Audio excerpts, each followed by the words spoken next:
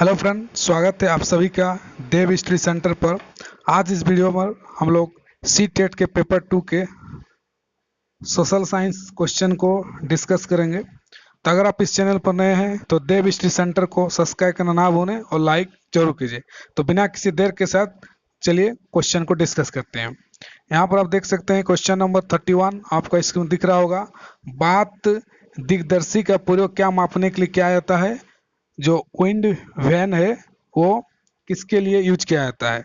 तो इसका सही आंसर आपका 3 नंबर है। वायु दिशा के लिए आपका विंड वैन का इस्तेमाल किया जाता है। बढ़ते हैं अगला क्वेश्चन की तरफ।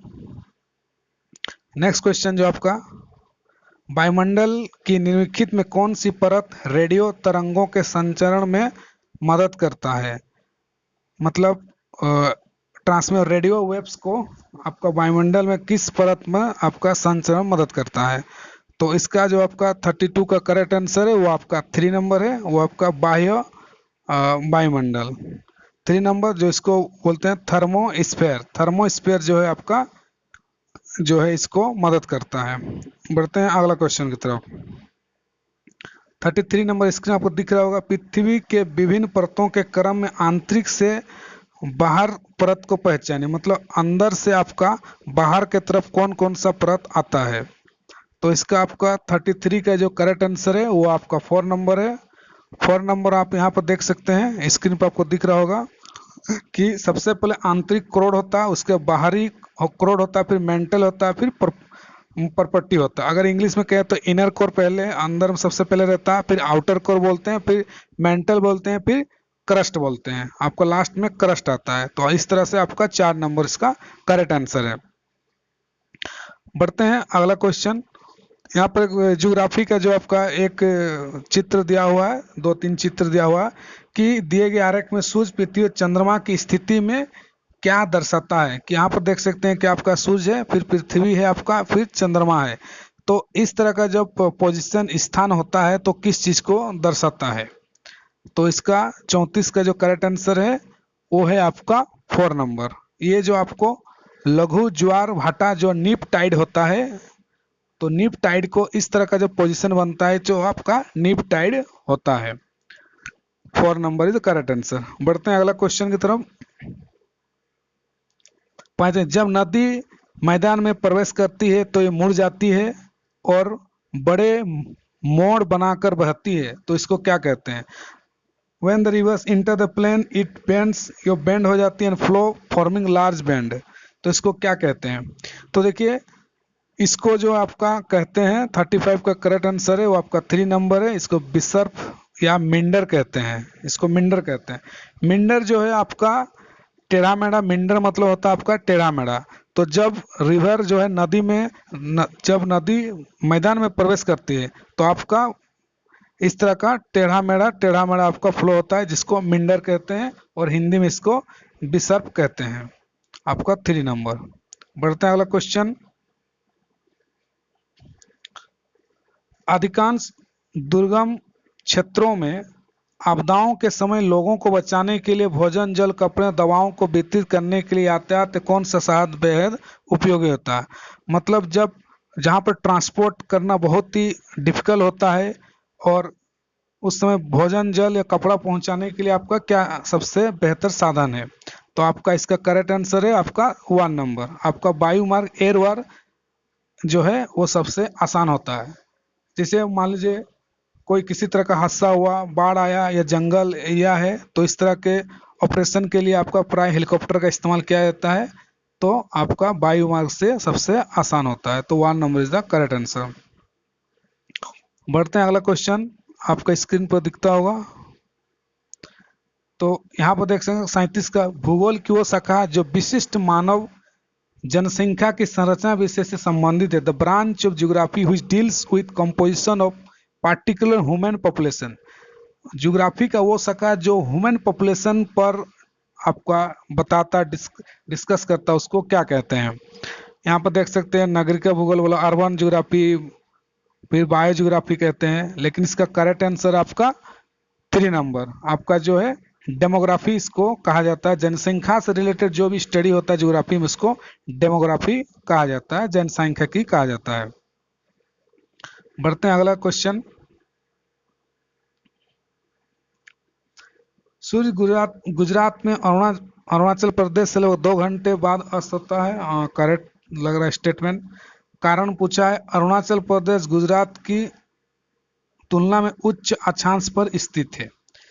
तो ये भी आपका करेक्ट लग रहा है। तो 38 का जो आपका देखते हैं कौन सा करेक्ट आंसर है आपका, वो है आपका 2 नंबर। ए और आर दोनों सत्य है, लेकिन आर जो है ए का स्पष्ट नहीं करता है। तो 2 नंबर इसका करेक्ट आंसर। बढ़ते हैं अगला क्वेश्चन। काफी एनसीईआरटी बेस्ड क्वेश्चन पूछा है, जो भी आप 9th-10th में पढ़े एनसीईआरटी सोशल साइंस में ज्योग्राफी, उसी से बेस्ड क्वेश्चन पूछा गया है। अगर आप 11 9 10 का एनसीईआरटी अच्छे से पढ़ते हैं तो आपको ये सब क्वेश्चन बनाने में काफी आसान होगा। 39 क्वेश्चन, निम्नलिखित कौन सा ऊर्जा गैर परंपरागत ऊर्जा है? और एक ऊर्जा होता है आपका परंपरागत ऊर्जा और दूसरा होता है गैर परंपरागत ऊर्जा। परंपरागत ऊर्जा जो है हम परंपरा से जिसका उपयोग करते आ रहे हैं, जैसे आपका कोयला हो गया, प्राकृतिक गैस हो गया, ये सब हम पहले से इस्तेमाल करते आ रहे हैं। तो गैर परंपरागत ऊर्जा जो आपका 39 का, वो है आपका 3 नंबर। आपका सौर ऊर्जा जो है, सोलर एनर्जी जो आपका गैर परंपरागत ऊर्जा कहलाता है, 3 नंबर। आगे बढ़ते हैं नेक्स्ट क्वेश्चन पर। विशेष रूप से निर्मित टंकों और तालाबों में मछली का प्रजनन कहलाता है। विशेष रूप से आपने स्पेशल आपको टंक बनाए, टांकी बनाए, तालाब बनाए और उस पर आपने मछली का पालन शुरू किया, तो उस तरह का जो फार्मिंग है जो है उसको क्या कहेंगे? तो यहाँ पर देख सकते हैं इसका जो करेक्ट आंसर आपका 4 नंबर, उसको पीसी कल्चर कहा जाता है। जैसे बाकी ऑप्शन सब आप देख सकते हैं, सेरीकल्चर होता है, ये तो रेशम के उत्पादन के लिए क्या आता है, विटीकल्चर जो अंगूर उत्पादन, ये सब का, फिर हॉर्टिकल्चर हो गया। तो इस तरह का जो 4 नंबर जो पीसी कल्चर है, ये आपका फिश प्रोडक्शन के लिए, फिश ब्रीडिंग के लिए किया जाता है, तो इसको पीसी कल्चर कहा जाता है। आगे बढ़ते हैं नेक्स्ट क्वेश्चन। स्थल का एक संकरा भाग जो 2 बड़े स्थल भागों को एक दूसरे को जोड़ता है, उसे क्या कहते हैं? तो 41 का जो आपका करेक्ट आंसर है वो है आपका 2 नंबर। 2 नंबर जो स्थल संधि इसको कहा जाता है, इंग्लिश में इसको इथमस कहते हैं। मतलब जब 2 बड़े भूभाग जो है आपका, बड़े भूभाग को जब यहाँ पर कोई अगर उसको जोड़ता है, नेरो स्ट्राइप इसको जोड़ता है, तो जैसे आपने वर्ल्ड ज्योग्राफी में पढ़ा होगा कि नॉर्थ अमेरिका और जो साउथ अमेरिका है, तो उसमें आपका यहाँ पर इसे जोड़ता है। तो इस तरह से आपका जो इसको स्थल संधि, यहाँ पर नाम से आपको पता चल रहा है कि स्थल संधि दिया हुआ है, तो स्थल संधि इसको कहते हैं। आगे बढ़ते हैं। ये भी आपका काफी इजी क्वेश्चन है। निम्नलिखित में कौन सा महाद्वीप आकार में सबसे छोटा होता है? तो सबसे छोटा महाद्वीप आप देख सकते हैं यहाँ पर आपका ऑस्ट्रेलिया है। 42 का आपका देख सकते हैं, ये आपका ऑस्ट्रेलिया है सबसे छोटा महाद्वीप। तो आप भी कमेंट करके बताइए कि हमारे विश्व में सबसे बड़ा महाद्वीप जो है आपका कॉन्टिनेंट कौन सा है, कमेंट सेक्शन पर आपका आंसर बताइए। बढ़ते हैं अगला क्वेश्चन आपका। उच्च प्राथमिक स्तर पर सामाजिक विज्ञान में शामिल है। उच्च प्राथमिक स्तर पर आपका सामाजिक विज्ञान क्या क्या शामिल है? आपका उच्च प्राथमिक मतलब 6 to 8 क्लास में जो आपका जो है क्या क्या शामिल रहता है आपका, उच्च 9-10 तक, 9 और 10th लेवल तक आपका उच्च प्राथमिक स्तर पर क्या क्या आपका सोशल साइंस में क्या क्या शामिल होता है? तो देखिए 10 तक में आपका इतिहास, भूगोल, राजनीति विज्ञान तो रहता है, मनोविज्ञान नहीं रहता, ये तो 11-12 रहता है। इतिहास, भूगोल, अर्थशास्त्र, समाज शास्त्र, सोशोलॉजी आपका 11-12 पढ़ेंगे, तो ये भी आपका नहीं रहता है।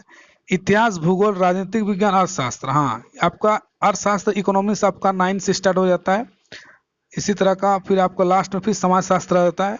तो आपका करेक्ट आंसर आपका 3 होगा, क्योंकि 9 से हम लोग का हिस्ट्री, इतिहास, भूगोल, पॉलिटिकल साइंस और इकोनॉमिक्स आपका आ जाता है। तो 3 नंबर इसका करेक्ट आंसर होगा। बढ़ते हैं अगला। आगमनात्मक अधिगम निम्नलिखित में किस विधा का विरोधाभासी है?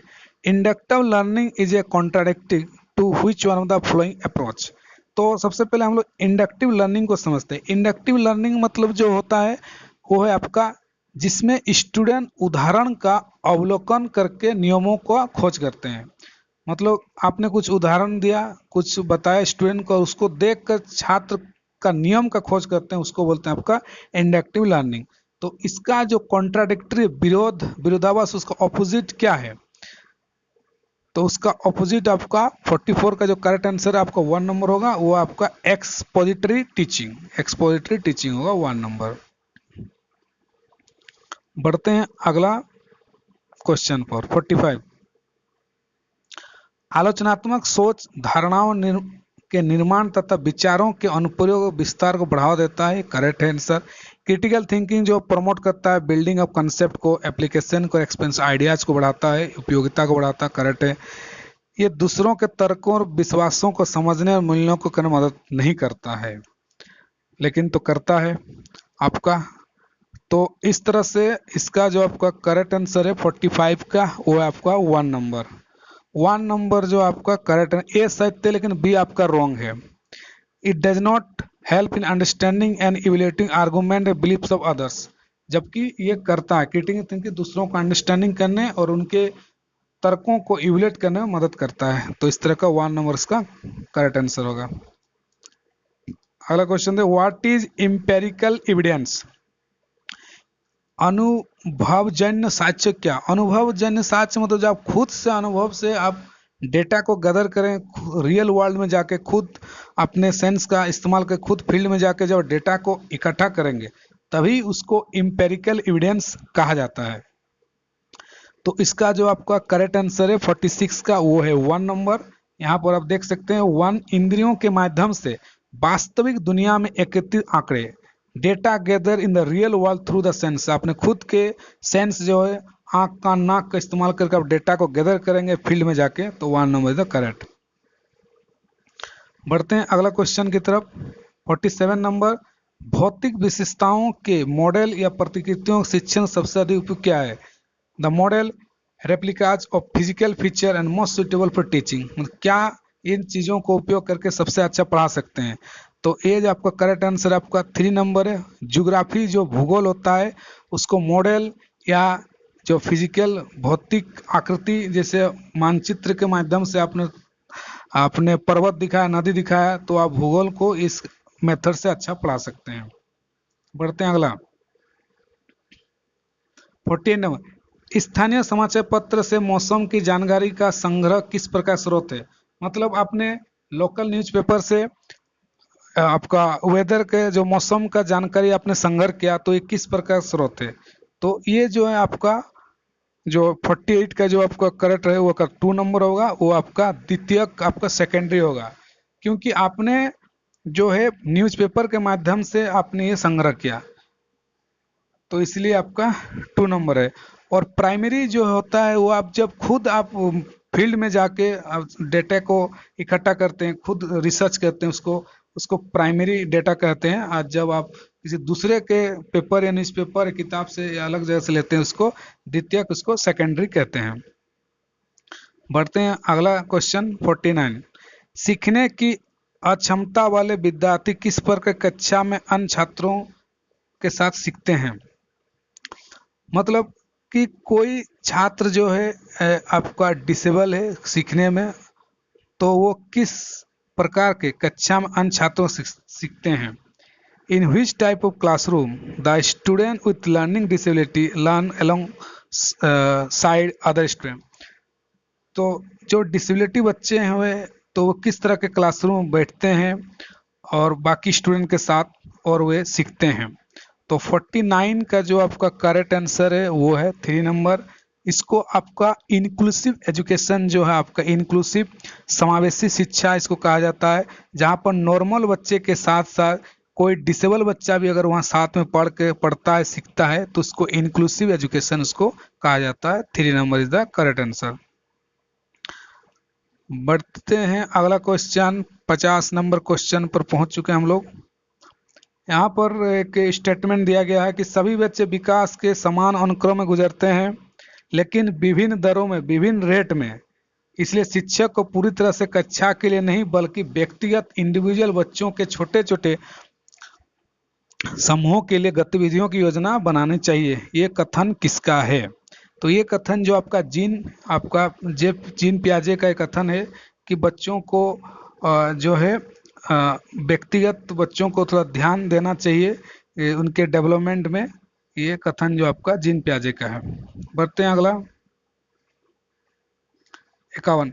कक्षा में सहकारी शिक्षा को बढ़ावा देने के cooperative learning, promote the cooperative learning the classroom a teacher should. एक शिक्षक को क्या करना चाहिए कोऑपरेटिव लर्निंग को बढ़ावा देने के लिए? तो इसका जो करेक्ट आंसर है आपका 1 नंबर है, छात्रों को बहस और चर्चाओं में लगाएं। स्टूडेंट को इंगेज करेंगे, स्टूडेंट को डिबेट कराएंगे, डिस्कशन कराएंगे, तभी वो एक दूसरे को कोऑपरेट करेंगे और ये आपका कोऑपरेट को बढ़ावा देता है। बाकी जो भी जो ऑप्शन है वो आपको परफेक्ट नहीं बैठता है। यहाँ पर उन्हें पर्सनल आपको प्रोजेक्ट दे देंगे, ये इसमें नहीं बढ़ेगा। समूह बांट देंगे, ये भी नहीं होगा। फिर आपको विभिन्न स्रोत प्रदान कर देंगे, ये भी नहीं होगा। तो 1 नंबर इसका करेक्ट आंसर है। आगे बढ़ते हैं नेक्स्ट।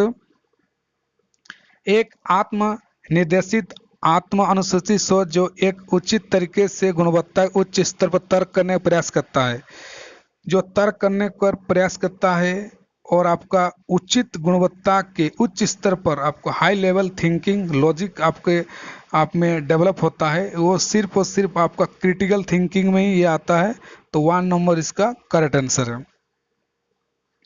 बढ़ते हैं अगला क्वेश्चन 53। आपका ये इतिहास से कुछ एक क्वेश्चन है। अजंता गुफा चित्रों में इस्तेमाल किए गए रंग निम्नलिखित में किस सामग्री से प्राप्त किए गए हैं? तो आपका 53 का करेक्ट आंसर आपका 3 नंबर है, पौधों और खनिजों से ही आपके प्राप्त हुए थे। बढ़ते हैं अगला क्वेश्चन। सबसे पहले पांडुलिपि जो आपका मनुस्क्रिप्ट किसमें लिखा गया था? इतिहास में आपका एनसीईआरटी किताब में 9, 10, 11, 12 एनसीईआरटी में मिलेगी। किसमें लिखी गई थी? तो इसका करेक्ट आंसर है 1 नंबर, पाम लीव्स, ताड़ के पत्रों में पांडुलिपियां लिखी गई थी। आगे बढ़ते हैं। मानव इतिहास में निम्नलिखित में कौन सी अवधि काल सबसे लंबी है? Which one of the following period is longest in the human history? सबसे लंबी पीरियड कौन सा काल रहा है मानव ये का आपका जाति का? तो इसका जो करेक्ट आंसर है 55 का वो 1 नंबर, आपका पूरा पाषाण काल पैलियोलिथिक एज जो है एरा था, जो ये सबसे लंबा था। बढ़ते हैं अगला 56। दिए ए और बी को पढ़िए और सही उत्तर का चयन कीजिए। मेहरगढ़ पाकिस्तान के बोलन दर्रे के पास एक उपजाऊ मैदान में स्थित है। यह खेती और पशुपालन के लिए साक्ष्य पाए जाते हैं। तो 56 का जो आपका दोनों आपका ये करेक्ट है, आपका ये भी करेक्ट है, ये भी करेक्ट है। तो 4 नंबर इसका करेक्ट आंसर होगा, दोनों सही है। आगे बढ़ते हैं 57 नंबर। आपका ये भारत के निम्नलिखित राज्यों में से किस एक राज्य में हड़प्पा के नगर सबसे बड़ी संख्या मिले? मैंने हड़प्पा के जो नगर जो बड़ी संख्या में मिले हैं। तो ये जो आपका 57 का करेक्ट होगा, आपका 3 नंबर होगा। गुजरात में जो है आपका हड़प्पा का सबसे ज्यादा नगर पाए गए हैं। 58 नंबर आपका इतिहास से आपका एनसीईआरटी 11, 12 से पूछा गया है। ऋग्वेद मूल रूप से निम्नलिखित किस भाषा में रची गई थी? ऑप्शन देख सकते हैं, आप खुद से भी ट्राई कर सकते हैं। तो इसका जो करेक्ट आंसर आपका संस्कृत होगा। संस्कृत से जो आपका ये आपका ऋग्वेद आपका लिखा गया था। 3 नंबर सही आंसर है। आगे देखते हैं 6ठी शताब्दी ईसा पूर्व मगध महाजनपद के पहले शासक कौन थे? तो यहाँ देख सकते हैं क्वेश्चन जो आपका ये पूछा है। तो इसका जो करेक्ट आंसर 59 का वो होगा 3 नंबर। बिंबिसार जो है आपका मगध महाजनपद का पहले शासक थे बिंबिसार। उसके बाद जो आपका 60 का लास्ट क्वेश्चन आज के, बौद्ध धर्म के 3 रत्नों में कौन नहीं है? इसे ऑप्शन को नॉट या नहीं को तुरंत इसको गोला मारिए एग्जाम में, ताकि आपके दिमाग में तुरंत जाए कि ये नहीं बोला है, जो 3 रत्न में से नहीं है।